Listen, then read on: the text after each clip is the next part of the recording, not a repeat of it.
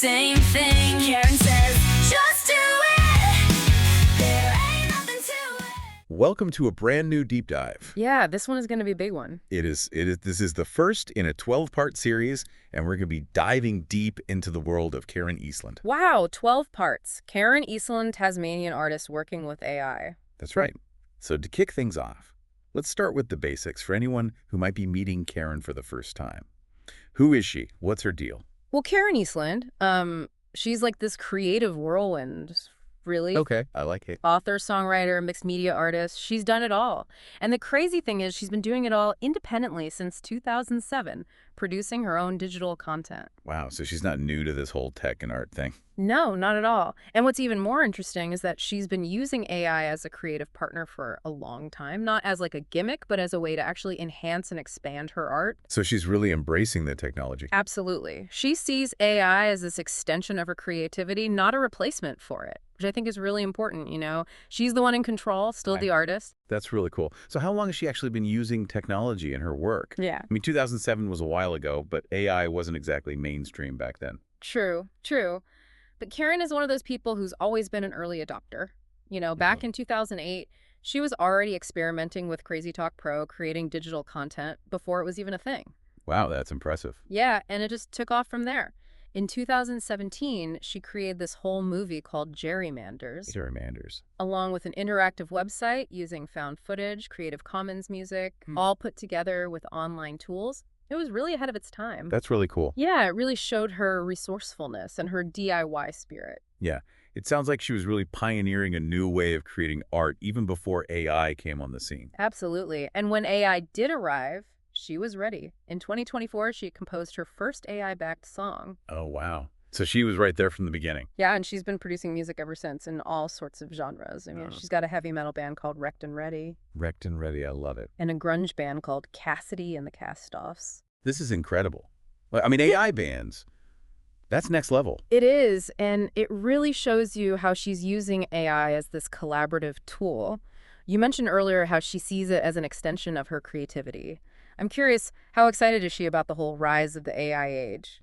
Was she all in, or is there any hesitation there?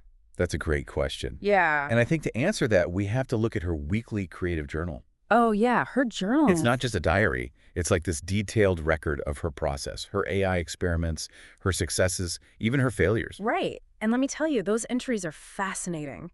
She really dives deep. She's not afraid to explore the full potential of AI, even the messy parts. So it's safe to say she's not just jumping on the AI bandwagon blindly. No, not at all. She's got this really balanced perspective, a healthy mix of excitement and realism. You know, she sees the potential of AI, especially in fields like healthcare.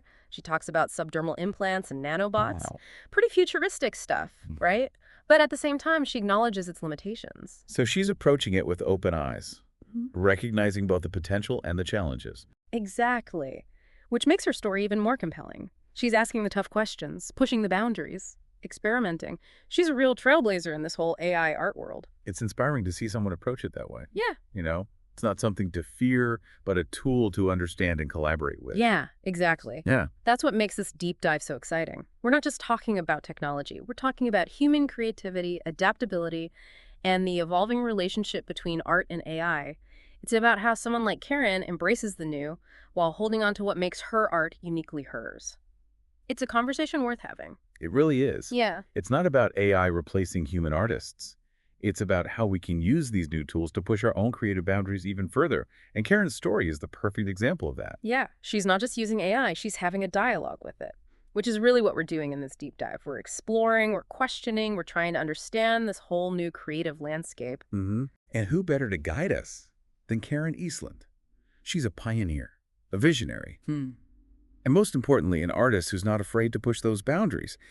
And we've only just scratched the surface. Oh, yeah. This is just the beginning. We've got 11 more parts to go to really delve into Karen's world, her process, her insights, and her unique perspective on the rise of the AI age. So buckle up, listeners. It's going to be a fascinating ride. Yeah. In the next part, we're going to take a closer look at the actual tools Karen uses in her art, specifically focusing on the role of Suno in her music production.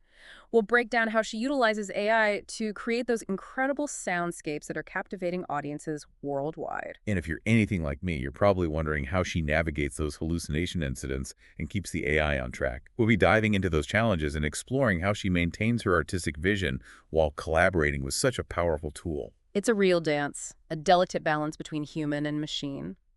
And Karen's mastered it beautifully. So until next time, keep those creative juices flowing and get ready for an even deeper dive into the fascinating world of Karen Eastland. You won't want to miss it. So, one of the things that really struck me going through Karen's journals was how she talks about AI not just as a tool, but as a collaborator. Yeah, that's a really interesting point, and it makes me wonder, what does that collaboration actually look like in practice? Right. It's one thing to say AI collaborator, but how does that actually play out in her creative process? Exactly. Well, take her music, for example. She uses this program called Suno, which is this AI music generator. Okay. But it's not like she just, feeds it some keywords and out pops a finished song. It's a lot more nuanced than that. So how does it actually work? I mean, does she give Suno a melody or a specific style? Or what are the inputs? It's more about feeding the AI the right ingredients, I guess. You could think of it like baking a cake. Okay. The flour, the sugar, the eggs. Yeah. But the magic really happens when you combine them in the right proportions and you add your own special touch.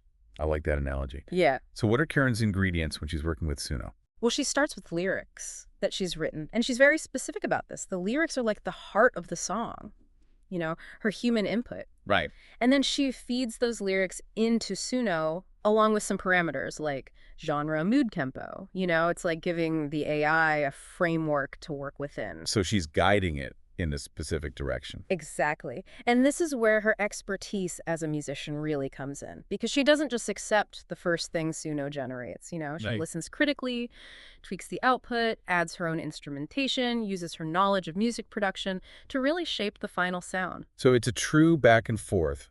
It's a conversation. It is. It's a collaboration. And the Yeah. results are amazing. I mean, you've heard her AI bands, right? The heavy metal, the grunge. It's like she's able to tap into these musical styles that she might not normally explore, all thanks to this AI partnership. Yeah, it's really cool. And it sounds like AI is unlocking all these new creative pathways for her. Yeah, definitely.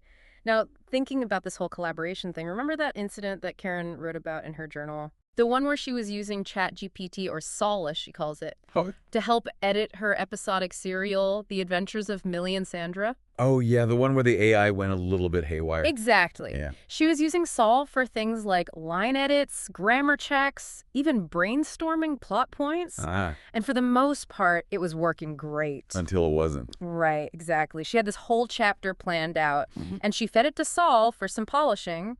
But when she went back to review the AI's edits, she was in for a shock. The story had taken a completely different direction. Characters were acting out of character. The plot had veered off course. It was like Saul had just taken over the narrative. That sounds pretty unnerving. It was, and it really highlighted the potential pitfalls of these AI tools. Yeah. Even for someone as experienced as Karen, Right. she calls it a hallucination incident, The hallucination. which is something that AI researchers are still trying to fully understand. So what exactly is an AI hallucination? Well, it's when the AI generates output that is factually incorrect or nonsensical, or completely diverges from the intended direction. It's like the AI's internal logic just goes off the rails. Oh, wow. And it starts producing stuff that's just plain weird. So in Karen's case, Sol basically rewrote her story without her permission. You could say that. Yeah. And it really shook her up. She realized that even with all her safeguards, with all her careful prompting, the AI could still take these unexpected turns. So it's a good reminder that AI, for all its potential, is still a tool in development. Absolutely. And it's a tool that requires a healthy dose of skepticism and vigilance. You can't just blindly trust it to do what you want. You have to constantly be evaluating its output, questioning its decisions, and making sure it's aligned with your creative vision. Which brings us back to Karen's core philosophy, right? AI as an extension, not a replacement. Exactly. It's about staying in control, being the conductor of the orchestra. Yes. Even when you're working with an AI musician. Exactly. And this is a crucial point, I think, for anyone who's dabbling in AI art, whether it's music writing, any other creative form. You have to be the one setting the boundaries, defining the parameters, and ultimately shaping the final product. Now, I'm curious, how did Karen recover from that hallucination incident?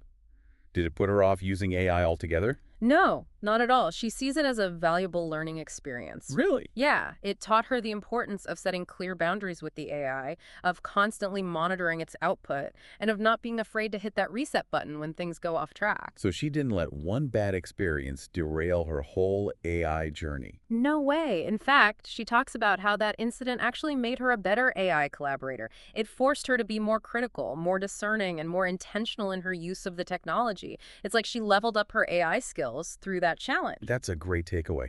It's not about avoiding the bumps in the road. It's about learning from them and using them to refine your approach. Exactly. And that's what makes Karen such an inspiring figure. She's not afraid to experiment, to make mistakes, to push the boundaries of what's possible with AI. And she's generously sharing her journey with us through her art and her writing. Yeah, and it's interesting how we started this conversation by asking what AI collaboration looks like in practice. And it seems like the answer is it's messy, it's unpredictable, Yeah. and it's constantly evolving. It's a dance, a conversation, a push and pull between human and machine. And that's what makes it so fascinating. Speaking of fascinating, we're just getting started with our exploration of Karen Eastland's world. There's so much more to uncover. In the next part, we'll be diving into another aspect of her AI collaboration, her use of ideogram for creating these unique and visually stunning album covers. Get ready for some eye candy, folks, because this is where art and technology truly collide. It's like she's taken the concept of album art to a whole new dimension, using AI to create visuals that are not just aesthetically pleasing, but also deeply integrated with the music itself. It's mind-blowing. And we'll be breaking it all down for you, step by step. So be sure to join us for the next installment of this deep dive, where we'll continue to unravel the mysteries and marvels of Karen Eastland's AI-infused art. You won't want to miss it. We've talked about Karen's music, her writing, her willingness to experiment and learn from those AI hallucinations. Yeah. But there's this whole other layer to her AI collaboration that I find so fascinating. Her visual art, Right. specifically her album covers. Yeah, it's like the perfect example of how she uses AI to amplify, not replace her creative vision. Exactly. And you mentioned ideogram earlier. Yeah. Can you tell us a little bit more about how that works and how Karen uses it in her process? So imagine being able to blend words and images seamlessly All right. to create these visuals that aren't just illustrations, but integrated works of art. That's what Ideogram lets her do. It's this AI program that specializes in generating images with text woven directly into the design. So instead of just having a picture and then adding text on top, the text actually becomes part of the image itself. Exactly. It's like the words are growing out of the landscape or forming the shapes or creating textures within the image. It's a really unique aesthetic. And it's perfect for album covers because it allows Karen to visually represent the themes and emotions of the music. So she's not just creating a pretty picture, she's using AI to create this visual language that complements the music itself. Exactly. And the process is fascinating. She starts by feeding ideogram keywords, phrases, even lyrics from the songs. Okay. And then the AI generates a series of images based on those inputs, each one unique, but all with that integrated text element. And I'm guessing she doesn't just pick the first one and call it a day. Oh, no. Karen is way too hands-on for that. She'll take elements from different images that the AI generates and merge them, tweak the colors, adjust the composition. It's like she's using ideogram as a starting point, Yeah. a springboard for her own creative process. So it really is a true collaboration. The AI provides the raw materials, the possibilities, and then Karen steps in with her artistic eye and her vision to shape the final product. Exactly. It's this beautiful dance between human and machine, Yeah. each one pushing the other to new heights, and the results are stunning. I really encourage everyone listening to check out some of Karen's album covers. They're not just images, they're experiences. It's amazing how she's using AI to push the boundaries of what album art can be, turning it into this multisensory experience that connects the music on a whole new level. And it all goes back to what we've been talking about this whole time. Karen's unique approach to AI collaboration. It's not about replacing human creativity. It's about finding ways to amplify it, to explore new avenues, to create things that wouldn't be possible without that partnership between human and machine. I think that's such an important point, especially for any artists out there who might be hesitant to embrace AI. Karen's story shows us that it's not about surrendering control. It's about expanding your creative toolkit, pushing your own boundaries, and finding new ways to express yourself. And who knows what amazing things are going to come out of that collaboration. I think we're just at the tip of the iceberg when it comes to the potential of AI and art. And artists like Karen are leading the way, showing us what's possible when we approach this technology with curiosity, courage, and a healthy dose of creative vision. Absolutely. Well, I am so glad we had the chance to kick off this 12-part series with a deep dive into Karen Eastland's world. Me too. She is truly an inspiration, and I, for one, cannot wait to explore more of her work in the coming episodes. Yeah, and for our listeners, I encourage you to seek out Karen's art. Listen to her music, read her writing, and let yourself be inspired by her fearlessly creative spirit. It's a reminder that in this age of AI, the future of art is still very much in our hands. It is. Until next time, keep exploring, keep creating, and keep those creative sparks flying. Thanks for stopping in. Karen will be here again next week to make new friends and share her weekend with you.